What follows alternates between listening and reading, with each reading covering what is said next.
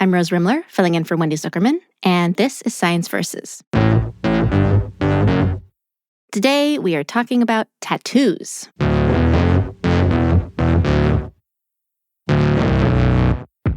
Tattoos are more popular than ever, but lately they've been getting some flack. Online, we're hearing that tattoos are toxic. What is a toxic guy tattoo? Upper chest Roman numerals. That is always a toxic guy. Everyone knows one of those guys. No, not that kind of toxic. Like poisonous. It turns out tattoos are actually pretty unhealthy for us. You're constantly being poisoned by the toxins. If I were to go back in time with the knowledge I have now, I would not have the tattoos that I have.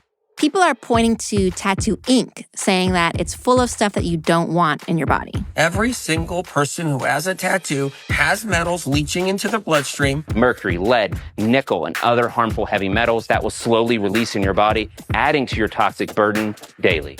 And ultimately, they say that the consequences can be serious. A new study has found it could increase your risk of developing cancer. 21% chance of getting a malignant lymphoma with even small tattoos. And if this risk is real, it would affect a lot of people. According to surveys in the US and Australia, 1/3 of adults are tattooed, and globally, that number is 1 in 5. So, are these people making a terrible mistake? If you get a tattoo, are you poisoning yourself and upping your risk of cancer? And finally, has science found any benefits to getting inked?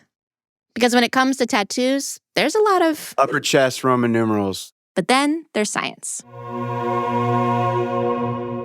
Science versus tattoos is coming up after the break.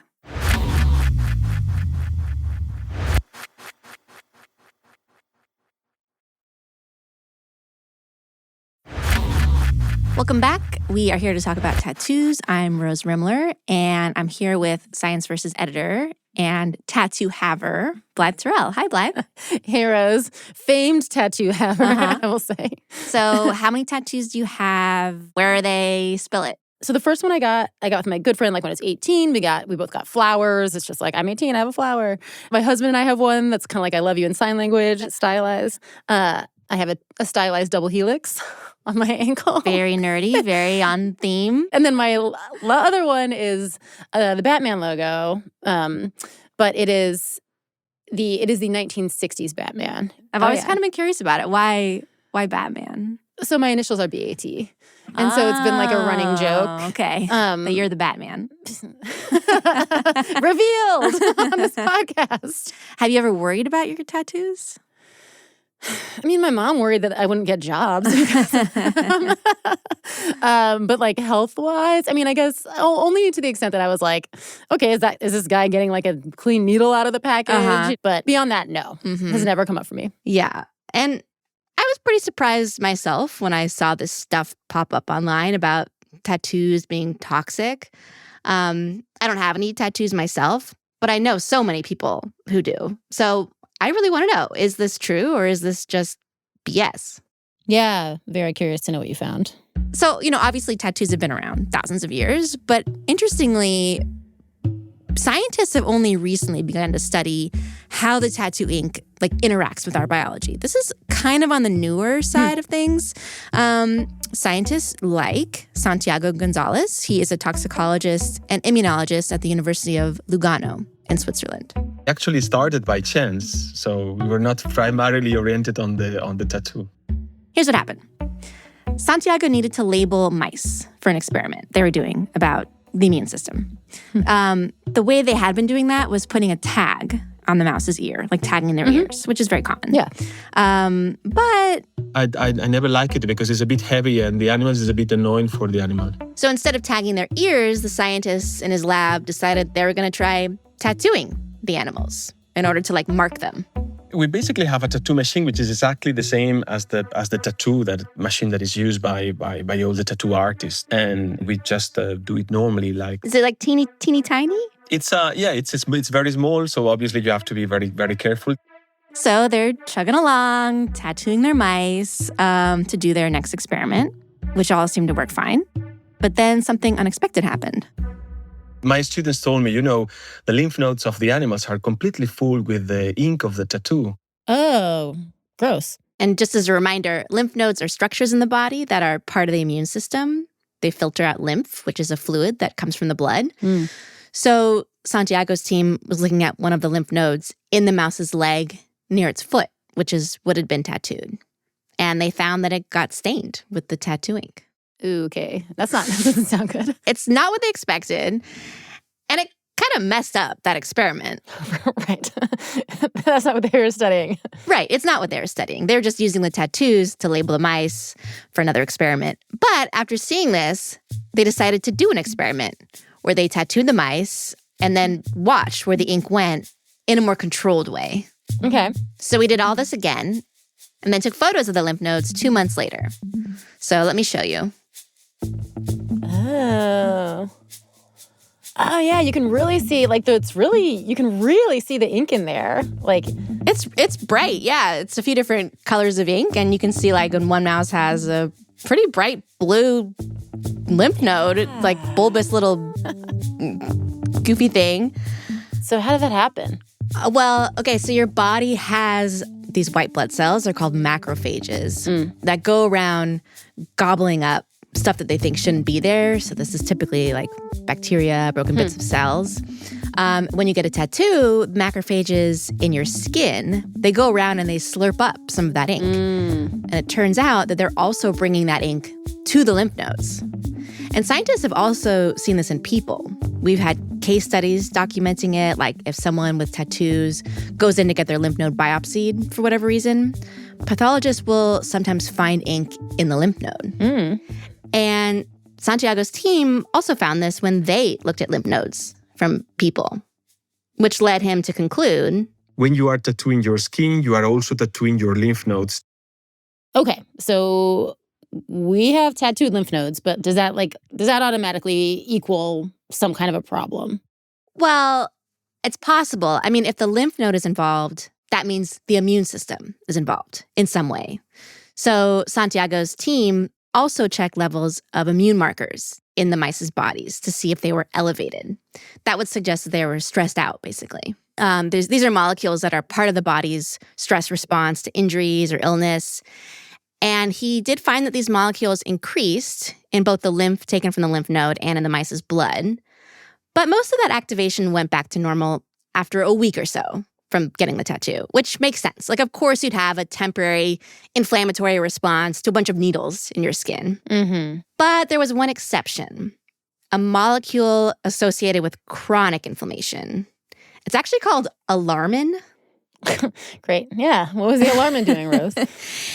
It was alarmed. It was raised even 2 months post-tattooing, which Santiago argues should have been past the initial healing phase of the tattoo.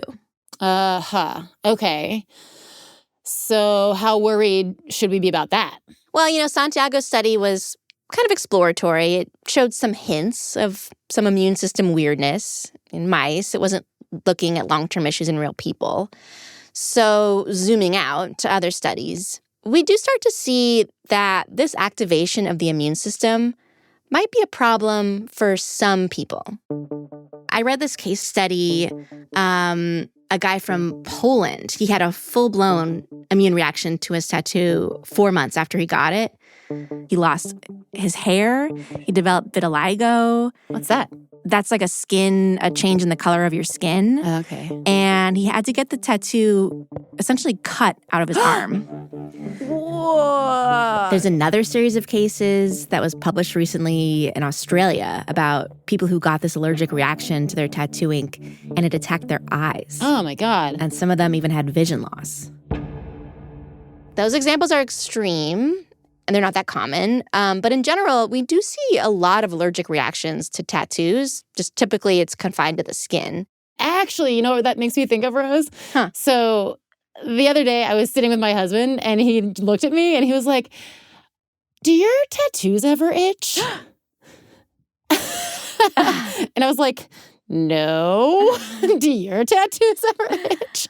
And you know what else, Rose? Huh. He has some immune system stuff going on a little bit. Another autoimmune system thing. So I kind of had this feeling, as you say this, I'm like, oh, I wonder if suddenly there's this change and the itchy, Jack's tattoos are getting a little itchy. I wonder if it's related. Okay, interesting. Well, the best numbers I could find on how common this is, this like sort of skin reaction to tattoos, it comes from a survey of people with tattoos in Germany. And it found that about 9% of people reported persistent skin problems at least a month after they got their tattoo. Okay. And so it sounds like he might be in that unlucky sliver of people. No. Lucky in love, unlucky in tattoos. Obviously. So this happens to a fraction of unlucky people, 9% in that German study. But there are other reasons to be concerned about tattoo ink that's more universal for everyone who gets tattooed. One of those things is the fact that a lot of tattoo ink contains chemicals that we think are possibly carcinogenic. And that includes black ink. And, Blythe, a lot of your tattoos are black, I noticed. I think most of them are black. Okay, great. What are you going to tell me about black ink, Rose? Carcinogenic? Black ink is basically soot. Sorry. Great. So it's like, like if I were a chimney sweep instead of a podcaster, is that what's going on here? Yes, right. But this is what makes some people worried that tattoos might cause cancer. And we're going to need some more science to figure that out. Okay. So we're going to have to go to Sweden. I'm ready. All right. And Always that ready. is coming up after the break.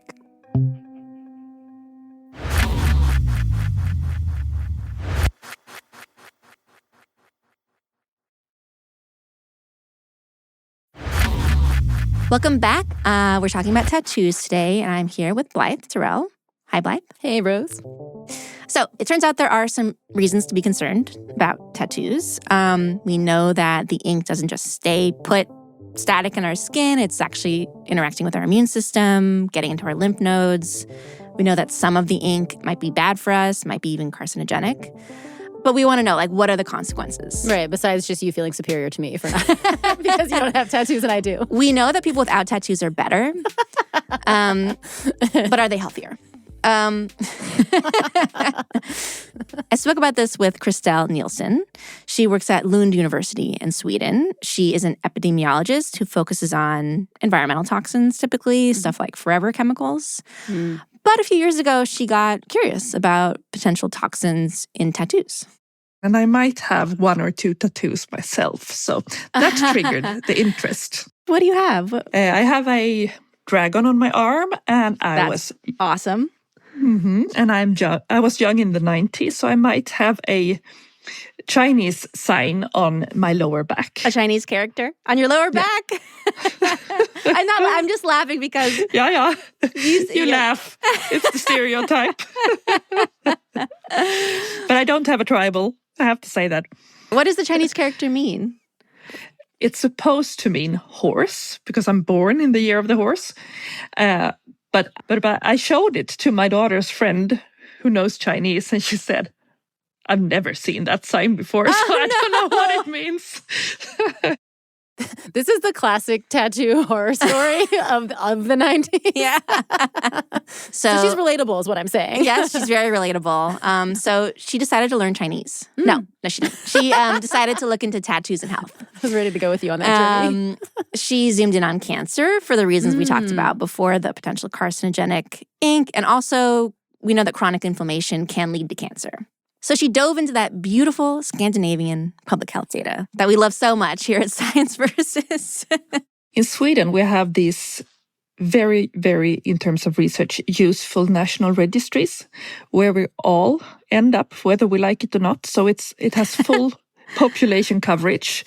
And especially for cancer, we have the National Cancer Registry. So if you get diagnosed with cancer in Sweden, any cancer, you will end up there. So she and her team decided to focus on 2 types of cancer that they could see plausibly being connected to tattoos. Skin cancers, including melanoma. It's kind of obvious. But also lymphoma, that's cancer of the lymph system. Right, because we know that the ink is in the lymph system. Right. So that makes sense. Okay, right. Got it. And so they pulled the records of everyone in Sweden who had been diagnosed with those cancers between the ages of 20 and 60. And then they set out to find who among them had tattoos. So we contacted all of them. And lymphoma is a severe disease. So not everyone who were diagnosed 10 years ago were still alive. Right. And in that case, we contacted their next of kin. I see. With the main point then of understanding whether the relative had tattoos or not. And they also gathered a group of matched people who did not have cancer, sort of like matched controls. Mm-hmm. And they sent out questionnaires to them as well. A lot of lifestyle stuff, but also like lots of questions about tattoos. Not just like, do you have a tattoo, but how many do you have? How big is it? When'd you get it? Where'd you get it? All that kind of stuff.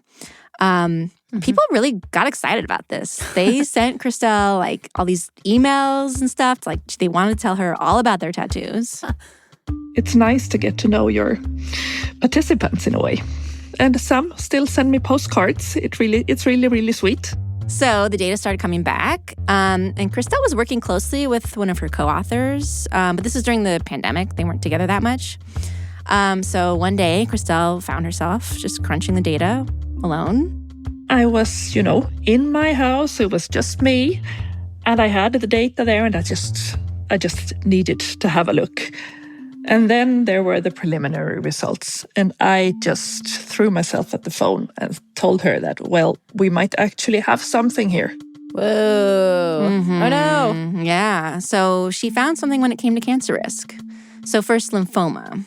We saw an increased risk of lymphoma among those with tattoos. Compared to those who did not have tattoos, their risk was 20% increased. And they also found about a 30% increased risk of melanoma. Wow, that seems big. Is that big? Well, here's Christel on that. So we're talking about relative risk increases. So the risk on an individual level is small. People shouldn't be freaking out. Because it's that sort of situation where a 20% increase risk is serious, but the original risk might be very small. Yeah. So the new risk, even 20% higher, is still not astronomical. Right. Is that the idea? Exactly. So like in the US, according to the National Cancer Institute, the absolute risk of getting lymphoma is about 2.2%. So if we apply Christel's finding to that, it suggests that a tattoo might make that risk go from 2.2 to 2.64%. And then for melanoma, it would be like starting at 2.2%, going to 2.9%. Like sort of for the average person. Okay, I mean, right. So it's not nothing, obviously. Yeah. And so maybe if you're a person who's already at increased risk or whatever, that's something maybe you want to factor that in. Exactly. And there are a couple other studies that have looked into this, and not all of them find this link to cancer, but the strongest and biggest studies do find this link, like a similar one that was done in Denmark. Well, but what about is there any reason to think there might be some confounders? Do people who have tattoos tend to have a different kind of lifestyle, or be slightly more likely to party or engage in other behaviors, Rose, that might contribute to cancer risk or that kind of stuff? So these studies do try to adjust for that as best they can. But yeah, it's probably not perfect. And there is some evidence that people who have tattoos might do some, on the whole, are more likely to do some risky behavior compared to people who don't have tattoos. So smoking is something that has come up in the literature. The thing is, these cancers are not particularly associated with smoking. Okay, so it sounds like you think there's something here. Yes, I do. And I do. Partly because I think the studies, Christel's and the other study from Denmark, are good studies. And also, it seems like we have a mechanism that's plausible. It does make some sense. Rose, should I get all my tattoos removed? Should I get it? Because you can, right? There are ways to get tattoos removed. Yeah, you can get them removed with lasers. And you might want to do that if you're freaked out about what I just said, or, you got a Chinese character on your lower back and you actually don't know what it means. And in fact, outside of this, studies do find that something like 20 to 25% of people regret at least one tattoo. Christel says the thing about that is, for as little as we know about the effect of tattoo ink on the body, we know even less about what happens when we shoot lasers at tattoos. So what people need to know is, you don't laser tattoos and they evaporate into thin air. That's not what happens. They need to get through the body to get out in the other end, basically. The laser blasts the ink into smaller fragments that the immune system then can go and clean up. But you're still getting your immune system to, you're triggering an immune response. And you're also changing the molecules. And some of those are worse than the original molecules in the ink. So, for example, we know that a lot of the colors in tattoo inks are made with nitrogen groups called azos. And when azos are broken apart, they can form compounds that we know are carcinogenic. So we might set off a cascade of exposure to something that we don't know what it is, but it might be worse than the original exposure. Might be. I mean, there's a lot we don't know. We should be getting more information about tattoos generally over the next 5 or 10 years. Christel is going to keep studying people. She's got this cohort, she's going to keep studying them. There's another project that's backed by the World Health Organization that's getting off the ground, following people with tattoos over a number of years. Okay. So we're going to find out more about tattoos and health. I think that we as a society, we will continue to get inked. And then we need to make sure that it's safe to do it. Absolutely. And I think what we do on the show, right, is like try to give you the information to like make that decision for yourself. We're not cops. But even when I think about it, I'm like, knowing all this, like, I don't know, like maybe I still would have gotten my tattoos because I like them. You know what I mean? Like, I'm not sure if knowing this would have been quite enough for me to be like, never. Right. Well, yeah. I mean, and the thing is, like, with anything that we talk about, it's always like risk versus benefit, The benefit looks cool. Yeah. No, there are real benefits, Blythe. It's more than just looking cool. And I have one final guest to introduce you to tell us a little bit more about that. His name is Viren Swami. He is a professor of social psychology at Anglia Ruskin University in the UK. Being tattooed or being able to get a tattoo is a small marker of agency. It says, I am allowed to own my own body and do what I want with my body. Historically, essentially, tattoos were the preserve of what psychologists have called outgroups. And outgroups, we simply mean marginalized communities. So like in the West and in communities colonized by the West, tattooing has been associated with being in an outgroup. Like think of sailors in the 1700s. But it's mainstream in other parts of the world, like in Polynesia.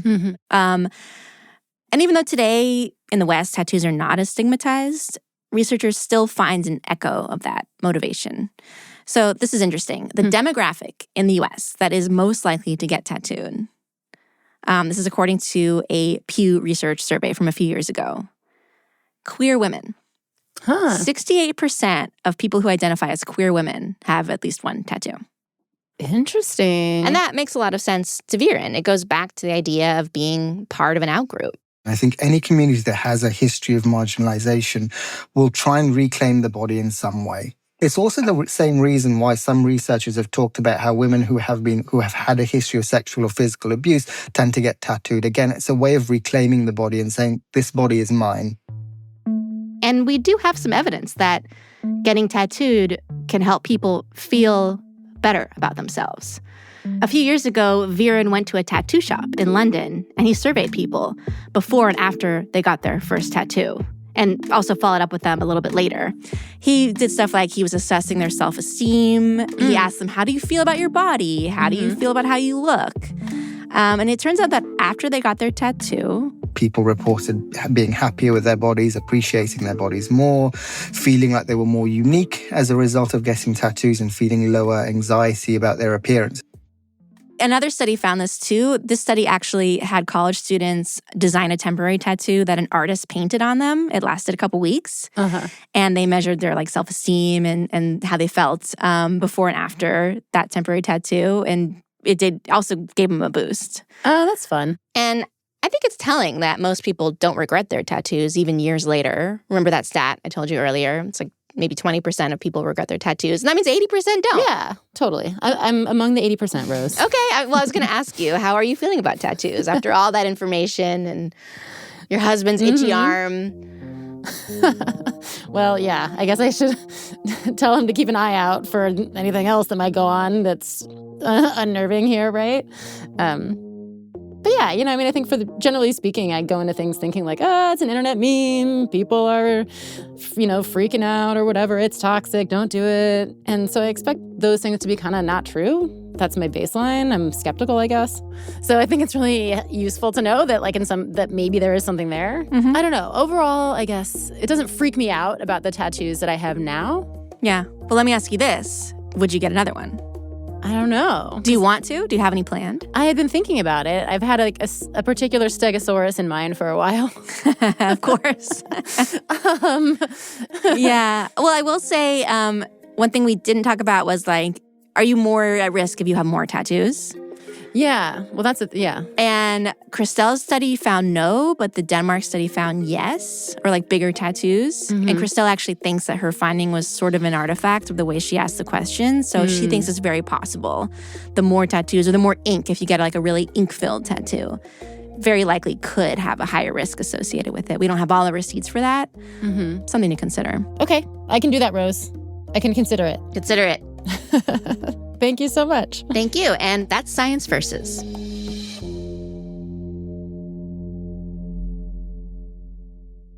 Blythe, you should know that there are 77 citations in this week's episode. Wow. Okay. And you can tell folks where to find them, Blythe? Yes. You can find them in our transcript, which we link to in our show notes. All right.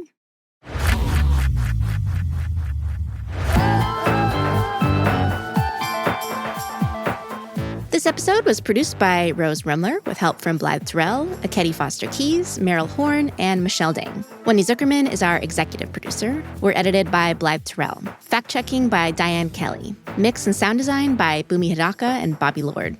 Music written by Bobby Lord, Bumi Hidaka, Wylie, Emma Munger, and Peter Leonard. Special thanks to all the experts we spoke with for this episode, including Dr. Signe Clemmensen, Professor David Kriebel, Dr. John Swierk, Natacha Cingotti, Dr. Sandrine Henri, Professor Lynn, and Tricia Allen. Science Versus is a Spotify Studios original. Listen for free on Spotify or wherever you get your podcasts. Follow us and tap the bell for episode notifications.